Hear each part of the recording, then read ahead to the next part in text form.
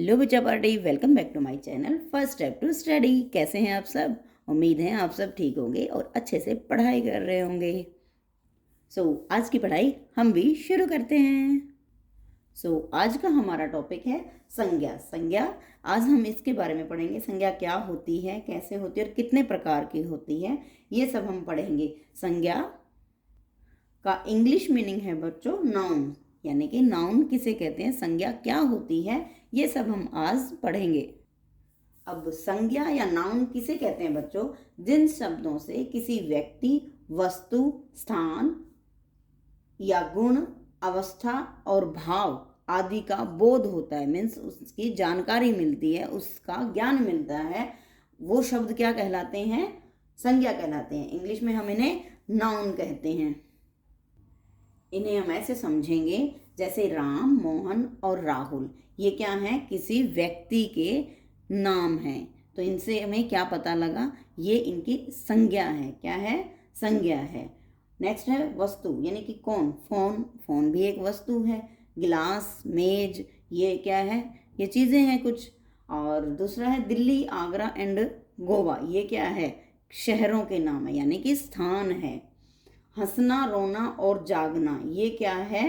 ये किसी का गुण जो है वो उनको दर्शा रहा है, दिखा रहा है।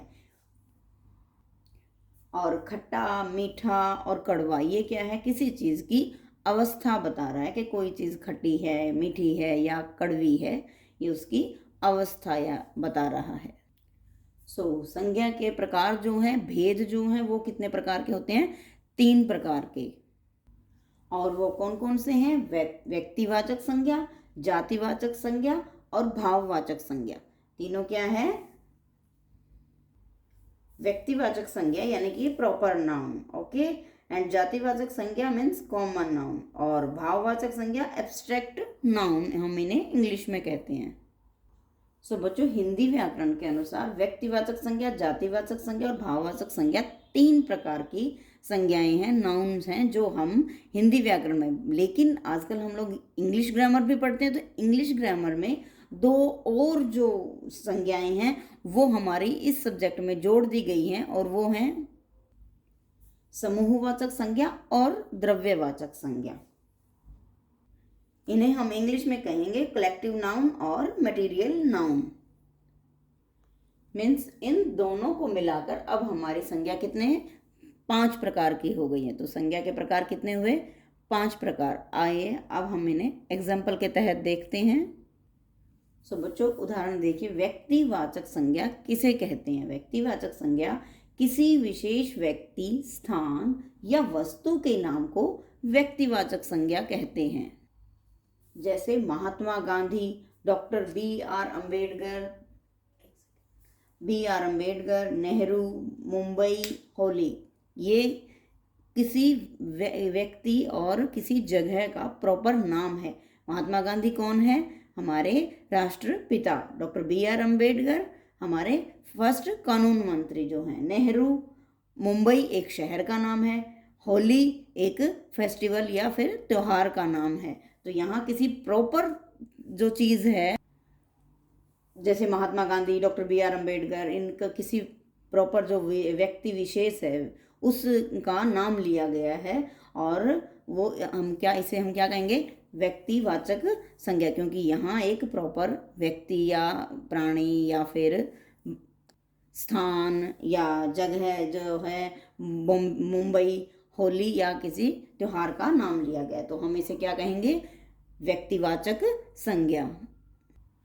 और इन्हीं चीज़ों को हम वाक्यों में कैसे करेंगे? राहुल अच्छा लड़का है। अब यहाँ राहुल जो एक लड़का है, यानी कि एक प्रॉपर व्यक्ति है। क्या है? एक व्यक्ति है, वह एक अच्छा लड़का है। डॉक्टर बी आर अम्बेडकर ने भारत का संविधान लिखा। अब यहाँ डॉक्टर बी आर अम्बेडकर वो क्या है? वो एक विशेष व्यक्ति, यानी कि एक प्रॉपर नाउन है। ये सब उदाहरण किस चीज़ के हुए? व्यक्तिवाचक संज्ञा के, यानी कि प्रॉपर नाउन के, जिसमें किसी व्यक्ति, विशेष व्यक्ति या स्थान या वस्तु का जो बोध करवाता है या उसका ज्ञान होता है, वो हम क्या उसको कहेंगे? व्यक्तिवाचक संज्ञा मीन्स प्रॉपर नाउन। और हमारा दूसरा है जातिवाचक संज्ञा। जिन शब्दों से किसी व्यक्ति, वस्तु, स्थान आदि की जाति का बोध होता है, यानी कि उसकी संपूर्ण जाति जो है, पूरी उसकी जो उसकी श्रेणी है, उसका जो बोध करवाता है, उनका ज्ञान देता है, उन्हें हम जातिवाचक संज्ञा कहते हैं। जैसे एग्जाम्पल देखिए, शब्दों में सिर्फ वस्तु, स्थान आदि का जो बोध कराते हैं, जिन शब्दों से हमें उनकी जानकारी मिलती है, उन्हें हम क्या कहते हैं? जातिवाचक संज्ञा। तो उसके जो हमें शब्दों से एग्जाम्पल्स देख रहे हैं, जैसे लड़के। अब इसने सिर्फ लड़के कहा है, किसी प्रॉपर व्यक्ति का, किसी एक इंसान का नाम नहीं लिया। लड़के यानी कि बहुत से भी लड़के हो सकते हैं। शहर, ये भी शहर का नाम ना होकर शहर ही लिखा है। शहर तो कोई भी हो सकता है, किसी भी शहर का नाम हो सकता है। देश भी किसी भी देश का नाम हो सकता है, जैसे हिंदुस्तान, पाकिस्तान, बांग्लादेश, यूएई। तो इस तरह जानवर भी किसी एक जानवर का नाम नहीं है। जानवर तो कई तरह के होते हैं, जैसे गाय, भैंस, और जंगली जानवर जैसे शेर, चीता आदि। और पक्षी भी एक तरह का नहीं होता है, पक्षी भी कई तरह के होते हैं। और नदी भी, जैसे गंगा, जमुना, किसी एक नदी का नाम नहीं लिया गया है। और विद्यालय भी किसी एक स्कूल का नाम नहीं है, हर तरह के विद्यालय हैं। अस्पताल भी हर तरह के होते हैं, एक किसी प्रॉपर का नाम नहीं लिया। तो हम पूरी उस श्रेणी की बात कर रहे हैं, पूरी उस जाति का बात कर रहे हैं, बात चल रही है, तो हम उसे क्या कहेंगे? जातिवाचक संज्ञा।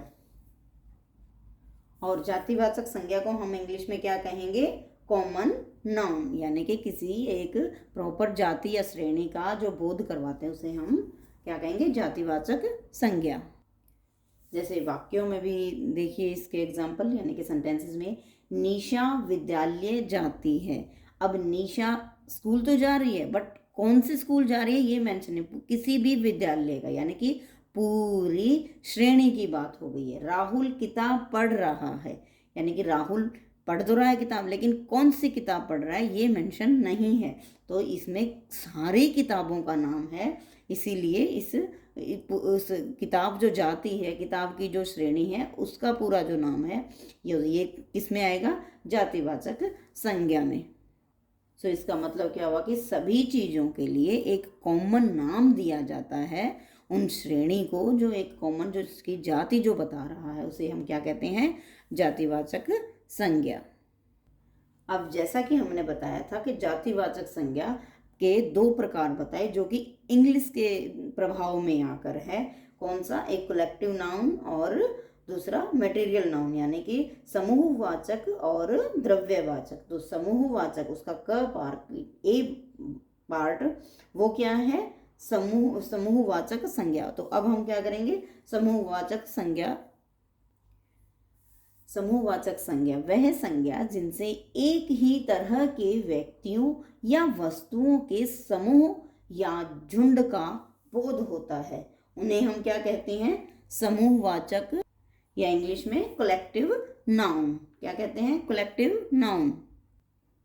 जैसे वर्ग, भीड़, गुच्छा, समिति, दल आदि। जैसे वर्ग यानी किसी की क्लास की बात हो रही है, भीड़ है यानी कि क्राउड की बात हो रही है, ठीक है। गुच्छा है तो या इंग्लिश में हम कहेंगे फ्लॉक, या फिर किसी टीम की बात होना, इकट्ठी यानी कि सब जो इकट्ठे होते हैं, जैसे एक वर्ग की बात हो रही हो, इकट्ठे जो लोग हों उसकी भीड़, या लोगों की भीड़, अंगूरों का गुच्छा टाइप, इस तरह। समिति या दल, जैसे किसी भी यानी कि टीम की बात होना, जैसे क्रिकेट टीम, फुटबॉल टीम इत्यादि।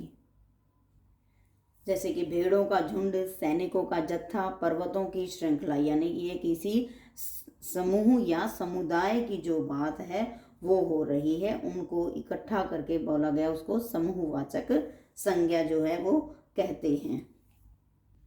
इनमें हम और भी शामिल कर सकते हैं, जैसे नक्षत्रों का मंडल, तारों का पुंज, ये सब भी तो एक झुंड है ना, एक समुदाय है। कर्मचारियों का जो, मजदूरों का जो संघ होता है इकट्ठा, तो उसको हम इसमें शामिल कर सकते हैं, यानी कि ये भी एक किसी दल या समुदाय की बात कर रहे हैं। सो वो किस कैटेगरी का है? समूहवाचक संज्ञा का।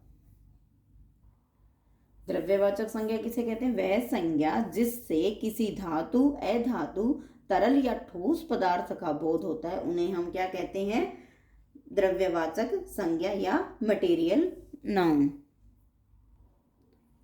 तेल, पेट्रोल, पानी, सोना, चांदी और कागज, ये सब क्या है?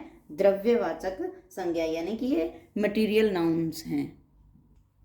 और हमारा नेक्स्ट है भाववाचक संज्ञा, जिन शब्दों से भावना या अवस्था का बोध हो, जैसे बचपन, बुढ़ापा, मोटापा, मिठास, थकावट, मानवता, मुस्कुराना, मित्रता, सच्चाई, खुशी और प्यार आदि। अब आप इन चीज़ों को देखिए बच्चों, क्या आप इन्हें छू सकते हो?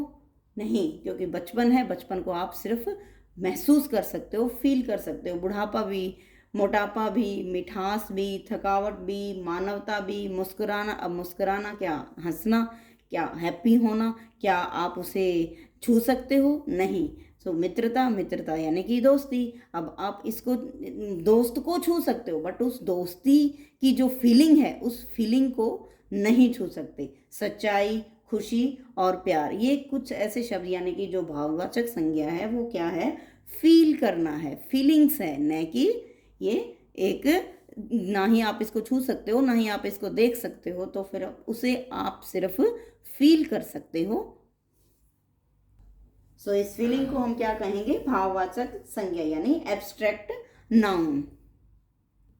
सो बच्चों, आज का हमारा टॉपिक संज्ञा यानी कि नाउन यहीं खत्म होता है। आज की कक्षा में हमने सीखा या नाउन या संज्ञा किसे कहते हैं? वह शब्द जो किसी प्राणी, वस्तु, स्थान की गुण, अवस्था आदि का भाव करवाते हैं, उन्हें हम क्या कहते हैं? संज्ञा। यानी कि हर चीज जो नाम है वो एक संज्ञा है।